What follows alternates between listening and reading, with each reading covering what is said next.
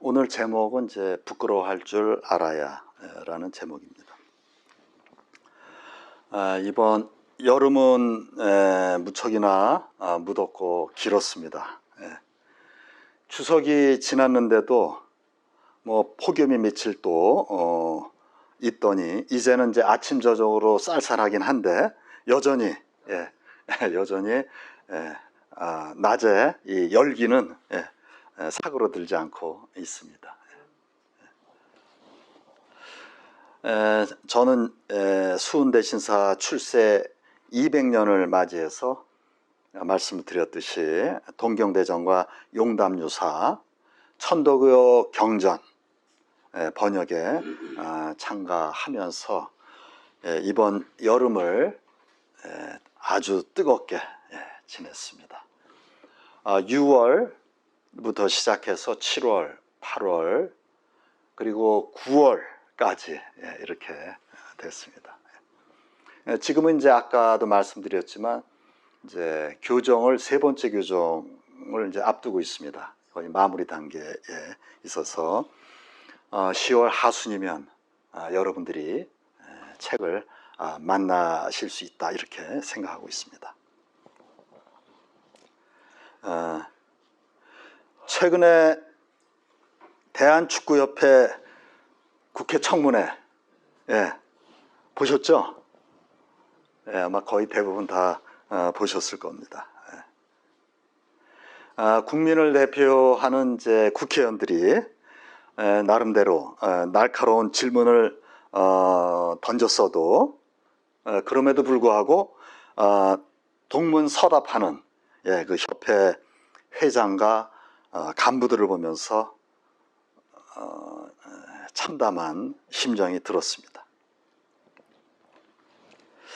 이렇게 답답한 상황이 올해 초부터 계속되고 있습니다. 저는 축구 중에서도 국가대표가 하는 축구 중계는 저는 꼭 보고 있습니다. 선수들이 아주 훌륭함에도 불구하고 우리가 좋은 성과를 거두는데 좀 기대에 못 미치는 그러한 답답한 상황이 올해 계속되고 있습니다. 저는 이번 청문회를 보면서 역시 축구협회 지도자들에게 문제가 있다고 하는 것을 저는 다시 한번 확인할 수 있었고, 또 그러면서 동시에 지도자가 얼마나 중요한지 이렇게 저는 뼈저리게 느꼈습니다. 문득 이런 생각이 들었습니다. 어째서 이 사람들은 부끄러워할 줄 모르지? 라는 생각이 들었습니다.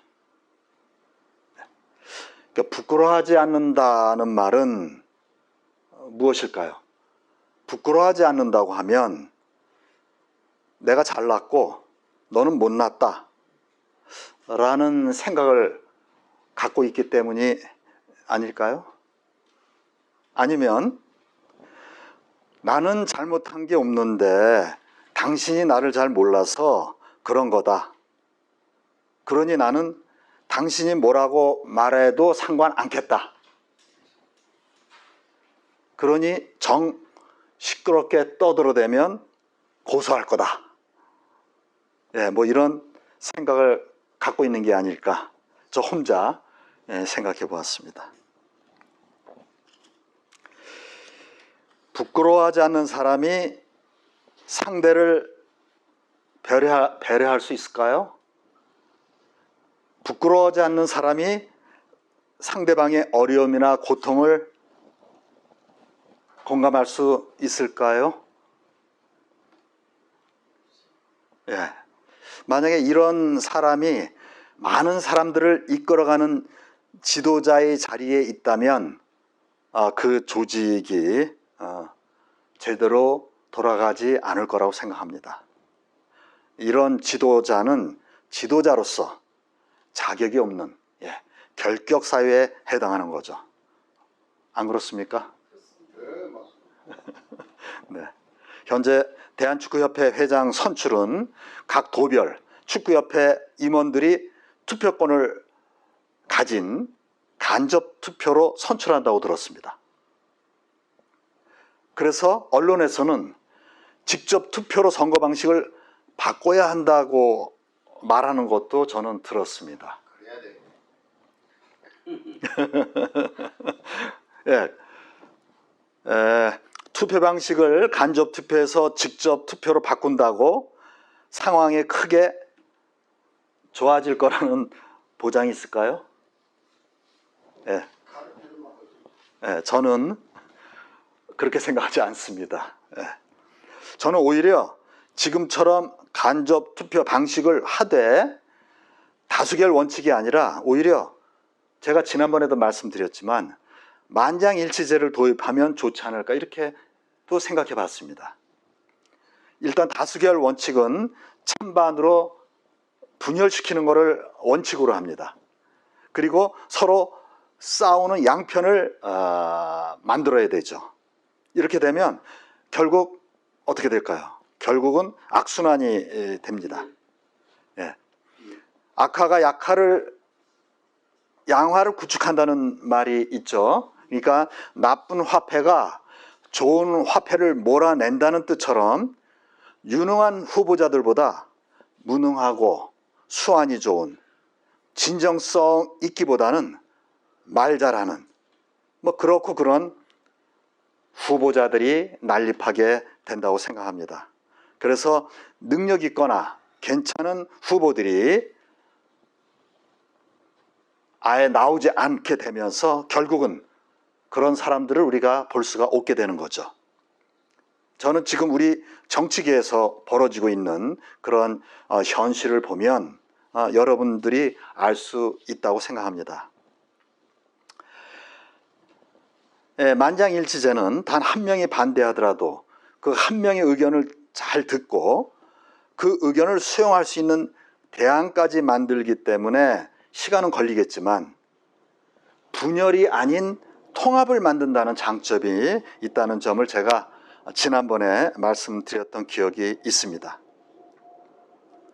이런 것들을 생각해 보면 저는 투표 방식의 문제이기에 앞서서 근본적으로 지도자의 기본 자질에 우리가 기본적으로 기본 자질인 이러한 공감 능력이라든지 소통 능력이 있다고 하는 이런 문제를 처음부터 이거는 걸러야 되는 게 아닌가 이렇게 생각하고 있습니다.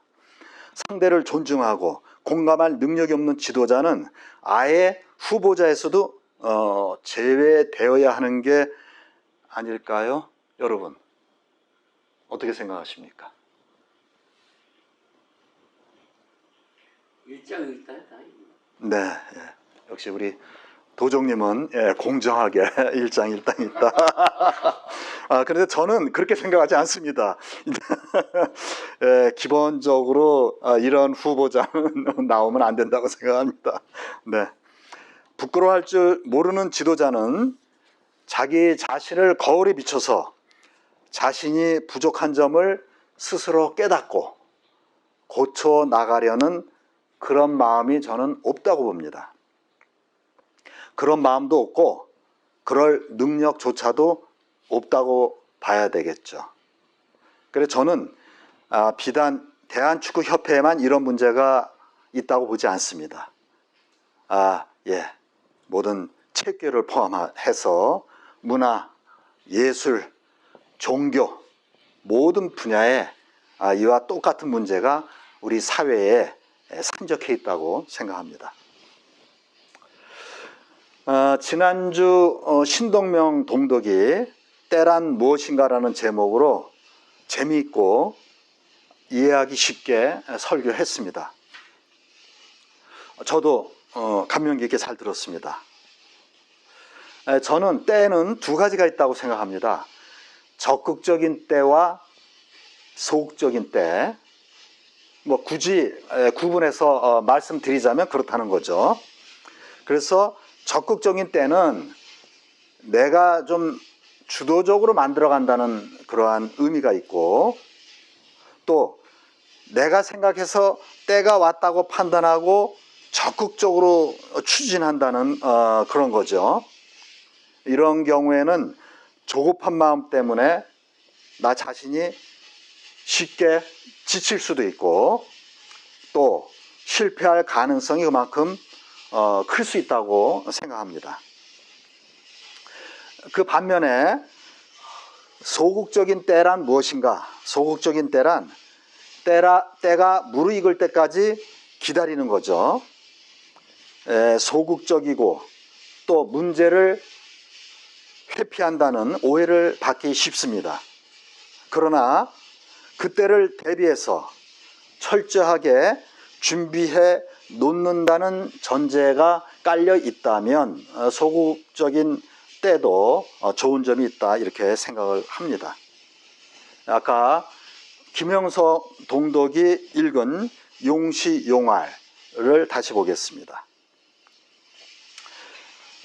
대저 돈은 때를 쓰고 활용하는 데 있나니 때와 짝하여 나아가지 못하면 이는 죽은 물건과 다름이 없으리라. 네. 해월 신사가 말씀하신 용시용활은 때를 쓰고 활용해야 된다고 말하고 계십니다. 그러니까 때를 기다리면서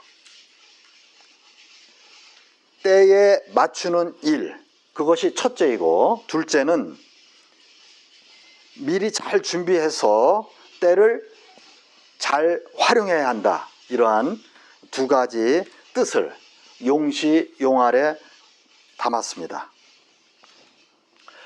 그런 점에서 볼 때 저는 소극적인 때에 더 무게를 두겠습니다.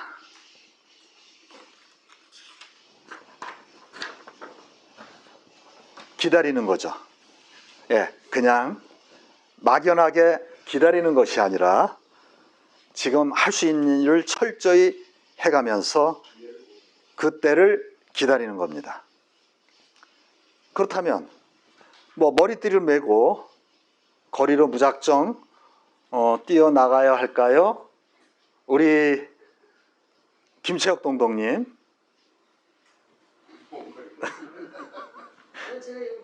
아니면 준비해야 한다면 과연 무엇을 준비해야 할까요? 네, 일단 생각하시고요. 제 생각을 말씀드리겠습니다. 그때를 위해서라면 저는 사람을 길러야 된다고 생각합니다. 한가하게 지금 뭔 소리냐, 미쳤냐 라고 말하실 분도 계실 겁니다. 그렇더라도 저는 지금 우리 시대에 어른다운 어른이 절실히 필요한 것처럼 천도교회도 사람다운 사람이 단 한 명이라도 더 있어야 한다고 생각합니다. 동의하십니까? 네. 조용하시네요. 그 한 사람을 기다리면서 그 한 사람을 만들기 위해 그 한 사람을 만나기 위해서 우리가 할 일이 있다고 생각합니다. 그게 무엇일까요? 저는 경전을 똑바로 이해하고 이를 올곧게 실천하는 사람, 우리는 그러한 사람다운 사람을 절실하게 필요로 한다고 생각합니다. 대한축구협회 밀실행정, 짜고 치는 행정, 제멋대로인 아나무인식 행정을 보면서 수은 대신사께서 200여 년 전 이미 말씀하셨던 것처럼 각자 위심에 사로잡혀 하늘을 무서워할 줄 모르고 사람을 공경할 줄 몰라서 그렇다고 저는 생각합니다. 우리 사회에 만연한 이러한 몰상식한 일들을 해결하기 위해서는 우리가 어떻게 해야 할까요?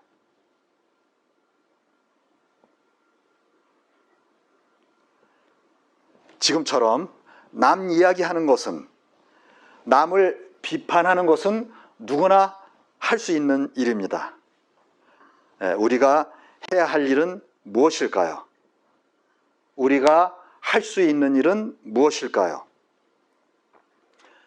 천도교인인 우리가 할 일이 분명히 있다고 생각합니다.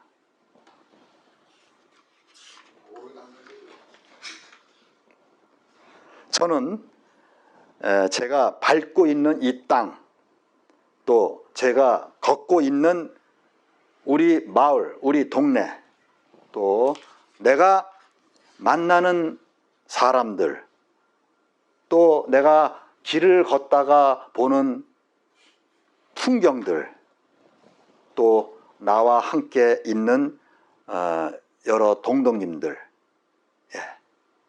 그리고 먼 곳이 아니라 바로 내가 사는 이 땅, 내가 사는 이 지역, 또 내가 만나는 지역 사람들, 또 내가 만나는 모든 사람들에게 하느님 모시는 마음으로 공경하는 마음을 갖고 있는지 나 자신을 돌아보고 스스로 부끄러움을 느낄 줄 아는 것이 시작이라고 생각합니다.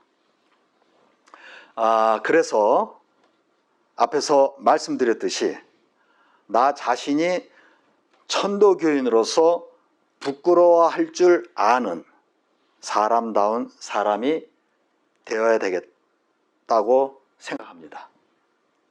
경전을 똑바로 이해하고 이를 올곧게 실천하는 사람, 나 자신부터 그런 사람이 되도록 경전 공부와 수련에 더욱 매진하겠습니다.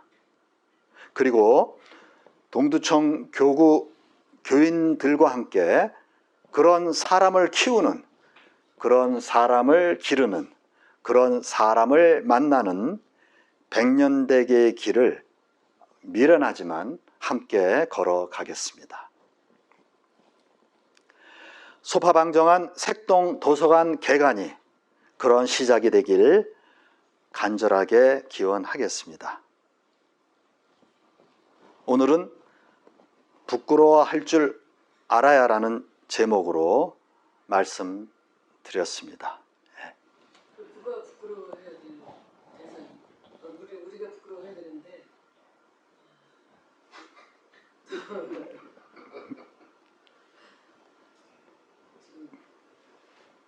지금 누구를 생각하시면서 제목을 찾으셨나요? 하느님 앞에 우리는 늘 부끄러워해야죠.